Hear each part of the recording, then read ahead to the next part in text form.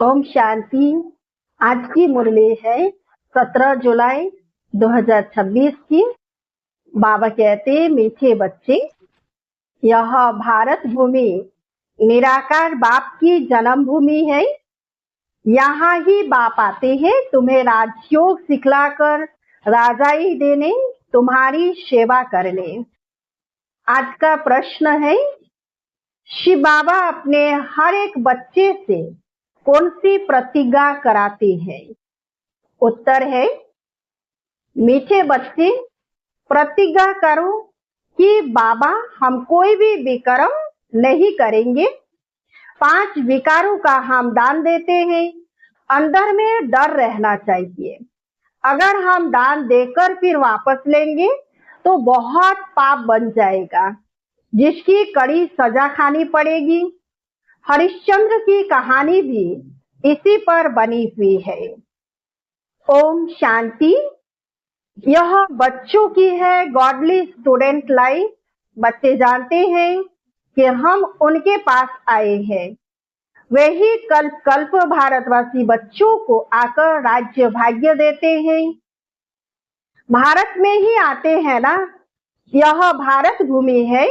अपनी भूमि पर बहुत प्यार रिगार्ड होता है। जैसे कोई विलायत का बड़ा आदमी यहाँ मरता है तो उनको विलायत ले जाते हैं, अथवा यहाँ का कोई बड़ा आदमी विलायत में मरता है तो उनको यहाँ ले आते हैं। अपनी भूमि का मान रखते हैं। भारत को कहा जाता है भगवान की जन्म भूमि।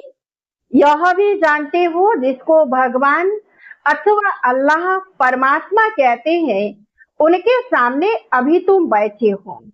नाम तो जरूर चाहिए ना। अल्लाह कहते हैं तो भी लिंग की पूजा करते हैं। ईश्वर अथवा खुदा कहते हैं तो जरूर उनकी निशानियां चाहिए ना। लिंग को सब तरफ पूछते हैं।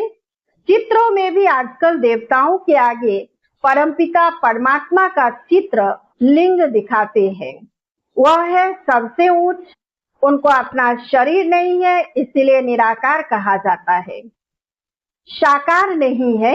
अभी तुम बच्चे जानते हो, हम उनके सामने कल्प कल्प हाजिर होते हैं शिक्षा लेने के लिए। भगवानुवाद है तो जरूर राजयोग सिखलाते होंगे। स्टूडेंट को राजयोग सिखाया था और वह राजा रानी बने थे। लड़ाई आदि की तो बात है ही नहीं। इन लक्ष्मी नारायण आदि ने लड़ाई से थोड़े ही बादशाही पाई है? बिल्कुल नहीं। दुनिया बिल्कुल नहीं जानती कि इन्होंने सतयुग में राज्य कैसे पाया। अभी तुम बच्चे समझते हो हम बाप से राज्य ले रहे हैं। हम उनके सम्मुख बैठे हैं। वही बाबा है, श्री कृष्ण नहीं। श्री कृष्ण तो छोटा बच्चा है, वह है रचना। अभी बरोबर श्री कृष्ण अपना पद ले रहे हैं, जो फिर भविष्य में श्री कृष्ण कहलाएंगे। यह है सारी पढ़ाई की बात। तुम जानते हो बाबा हमको राजयोग सिखलाते हैं। जैसे मनुष्य को बैरिस्टर, इंजीनियर आदि बनाते हैं। है तो मनुष्य ना। तुम समझते हो हम भी मनुष्य है, परंतु हम पतित है। अभी बाप पावन भी बनाते हैं और हमें वर्षा भी देते हैं। पावन दुनिया तो नई दुनिया ही होगी। नई दुनिया में है ही राजाई।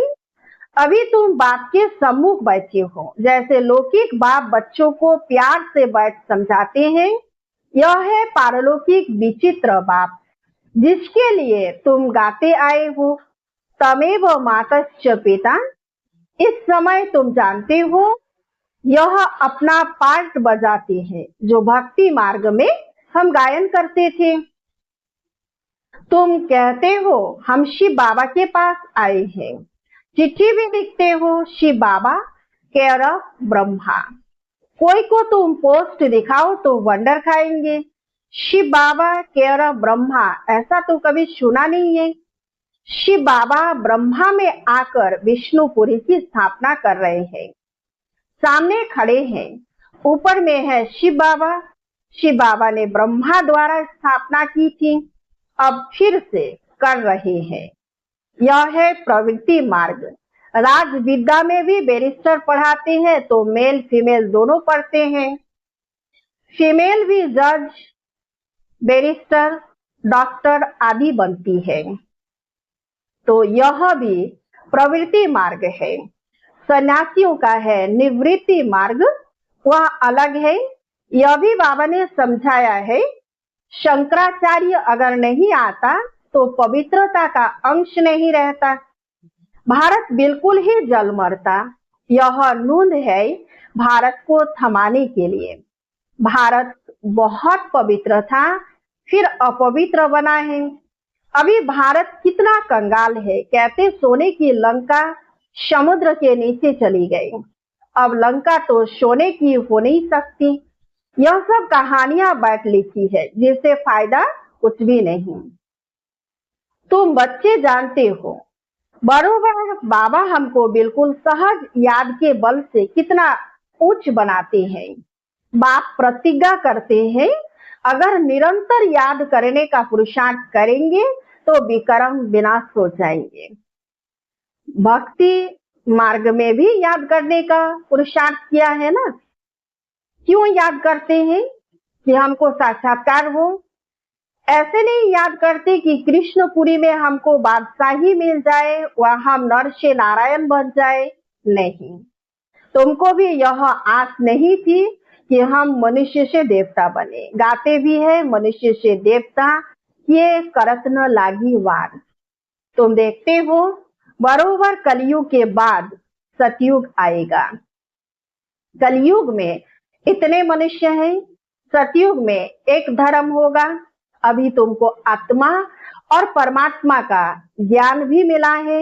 दुनिया में एक भी मनुष्य नहीं जिसको आत्मा का ज्ञान हो। आत्मा में 84 जन्मों का पार्ट कैसे नूंधा हुआ है यह कोई जानते नहीं। यह अक्षर भी कोई से नहीं सुने हैं। बाप तो है ज्ञान का सागर, पतित पावन निराकार। तुम जानते हो हमारी आत्मा अब पाप आत्मा से पुण्य आत्मा बन रही है। सतयुग में तो सब पुण्य आत्माएं हैं, यहाँ है पाप आत्माएं। ऐसे नहीं कि बहुत दान पुण्य करने वालों को पुण्य आत्मा कहा जाता है। नहीं, पुण्य आत्मा होते ही है सतयुग में। यहाँ जो मनुष्य दान पुण्य करते हैं उनको पुण्य आत्मा समझते हैं। वहां तुमको दान पुण्य आदि करने की दरकार नहीं रहती। वहां गरीब कोई होता ही नहीं। तुम वहां सदैव के लिए पुण्य आत्मा हो ही। तुम तन मन धन सब बेहद के बाप अर्थ देते हो, जिसको बलिहार जाना कहा जाता है। बाप कहते हैं पहले मैं बलिहार जाता हूँ व तुम। तो बाबा कहते हैं पहले तुम बलिहार जाते हो, तब फिर 21 जन्मों के लिए बलिहारी मिलेगी। यह बातें अभी तुम अच्छी रीति समझते हो, डायरेक्ट सुनते हो। घर में रहते हो तो वहां मुरली आती है, दूर से सुनते हो। अभी तो बाप के सम्मुख बैठे हो। बाप कहते हैं बच्चों मैं तुम्हारा बाप भी हूँ, यहाँ अंधश्रद्धा की कोई बात नहीं। बाप भी है, टीचर भी है। बाप का बनने से वह शिक्षा देते हैं। तुम्हारी बुद्धि में अब सारा ज्ञान है। 84 का चक्र भी तुमको समझाया जाता है। जो 84 जन्म लेने वाले नहीं होंगे वह समझेंगे नहीं। तुम समझते हो बरोबर हम 84 का चक्र लगाकर अब वापिस जाते हैं। बाप कहते हैं तुम आत्मा अशरीरी आई थी, फिर अशरीरी होकर वापिस जाना है। तुम पवित्र आत्माएं होकर जाती हो। पवित्र बनने के लिए तुम पुरुषार्थ कर रहे हो। योग बल अर्थात याद बल से तुम पवित्र बन जाएंगे। योग अक्षर शास्त्रों का है, राइट अक्षर है याद।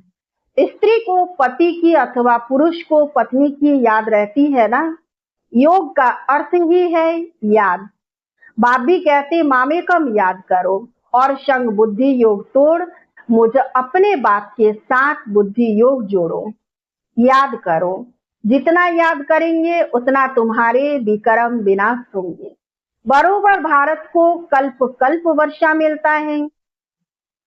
शिव जयंती भी मशहूर है। जैसे बुद्ध, क्राइस्ट आदि की जयंती है, वैसे निराकार शिव की जयंती है। वह उच्च से उच्च हो गया। कृष्ण जयंती भी मशहूर है, परंतु वह क्या आकर करते हैं यह किसी को पता नहीं है। श्री कृष्ण सतयुग का प्रिंस था। जरूर उनको कोई ने ऐसा कर्म सिखाया होगा जो सतयुग का प्रिंस बना है। छोटा बच्चा तो पवित्र ही है, वहां विकार की बात नहीं होती, बच्चा शुद्ध रहता है। भगवान तो एक ही निराकार है, गॉड इज वन। बाकी सारी है रचना। रचना से कभी रचना को वर्षा नहीं मिल सकता है, वर्षा बाप से मिलेगा। भाई को भाई से वर्षा नहीं मिल सकता। तुम सब भाई भाई हो, ब्रदरहुड कहते हैं ना, तो बाप तो एक ही है, वर्षा बाप से मिलेगा। सर्व भाइयों का सदगति दाता एक बाप है। सभी आत्माओं को बाप से वर्षा मिल रहा है। बाप कहते हैं मैं आत्माओं को आकर पढ़ाता हूँ, आत्माओं को सदगति देता हूँ। बाप बैठ राजयोग सिखलाते हैं। इस पढ़ाई का पद तुमको यहाँ नहीं पाना है। वह बैरिस्टर आदि इस जन्म में बनते हैं, फिर दूसरा जन्म लेकर फिर से पढ़ेंगे। तुम जानते हो इस पढ़ाई से हम 21 जन्म के लिए प्रारब्ध पाते हैं। वहां सतयुग में डॉक्टर आदि कोई होते नहीं, वहां बीमारी ही नहीं होती। वहां तुम गर्भ महल में रहते हो, यहाँ गर्भ जेल में रहते हो, जहां बहुत सजाएं मिलती है। तब पुकारते हैं इस जेल से बाहर निकालो, हम फिर कोई भूल नहीं करेंगे।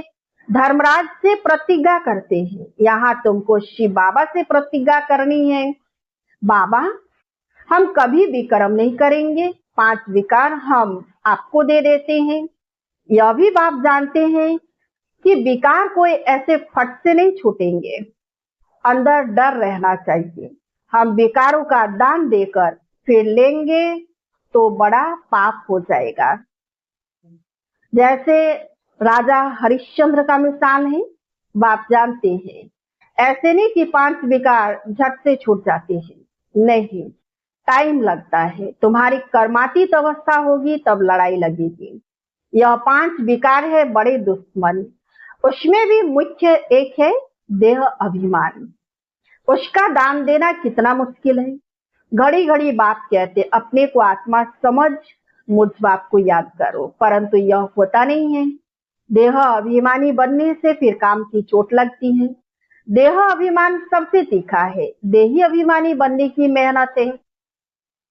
मुख्य देह अभिमान आने से ही पाप हुए हैं। 5 विकार दान में देना पड़े, इसमें समय लगता है। साजन बिगर सजनिया तो जान सके, पहले साजन को जाना है फिर सजनिया। साजन को आकर सब आत्माओं को ले जाना है। जब तक कर्मातीत अवस्था हो तब तक पुरुषार्थ करना है। देह अभिमान आने से ही फिर भूले होती हैं। कहते बाबा देह अभिमान आकर विकार में गिराए तो तूफान तो बहुत आएंगे। विकार का संकल्प आए, परंतु कर्मेंद्रियों से कभी कोई पाप नहीं करना। माया को जीतने के लिए कितनी मेहनत करनी पड़ती है। बाप कहते अगर शादी की हुई है तो पवित्र रहकर दिखाओ तो सन्यासी भी देखेंगे। तुमको आमदनी देखो कितनी भारी है, पवित्र रह दिखाया तो बहुत उच्च पद पाएंगे। तुम पर तो सब कुर्बान जाएंगे। बाबा भी महिमा करते हैं, भल पवित्र भी रहे परंतु फिर योग भी चाहिए। योग में ही घड़ी घड़ी विघ्न पड़ते हैं, देह अभिमान आ जाता है। पवित्र रहते हैं तो ठीक, पवित्रता से ही पवित्र दुनिया में वर्षा मिलेगा। योग में ही बाबा कहते हैं कि परंतु फिर माया भी जोर रखेगी। माया बहुत वार करती है। बाप समझाते यह सब होगा, बहादुरी दिखलाते हैं, परंतु साथ साथ निरंतर याद भी रहे तब ही विक्रम विनाश होंगे। रुस्तम जो बनते हैं उनको माया भी बहुत सताती है। याद में मुश्किल रह सकते हैं। जो रह सकते हैं उनसे अनुभव पूछना चाहिए, क्या समझते हैं, कैसे रहते हैं। याद में रहने से विक्रम विनाश होंगे। यह बात ही बिल्कुल न्यारी नहीं है। यहाँ बैठे हो तो नशा चढ़ा हुआ है। यह भी समझते हैं भगवान एक ही निराकार है, न कि श्री कृष्ण। वास्तव में श्री कृष्ण के लिए शास्त्रों में बातें लिख दी है। ओखली से बांधा, यह किया, वो कोई बातें है नहीं। यह भी उनकी ग्लानि करती है, इंसल्ट करते हैं। श्री कृष्ण में तो कोई भी अवगुण नहीं था। चंचलता करना यह भी एक अवगुण है ना। श्री कृष्ण तो बिल्कुल ही मर्यादा पुरुषोत्तम है। उनकी महिमा गाते हैं, सर्वगुण संपन्न। गाया जाता है गुरु ब्रह्मा, गुरु विष्णु। बोलो, गुरु तो हमारा है ही नहीं। हम इनको न तो गुरु न ईश्वर मानते हैं। पतित पावन तो एक ही निराकार है ना। साकार गुरु कोई पतित पावन हो न सके। इस समय तुम परमपिता परमात्मा की सारी जीवन कहानी को जानते हो। 5000 वर्ष में शिव बाबा का क्या पाठ बचता है यह तुम जानते हो। बाप द्वारा नॉलेजफुल तो बाप है ना। सुख, शांति, आनंद का सागर, यह महिमा उनकी है। बाप के पास खजाना है तो जरूर बच्चों को भी देते होंगे ना।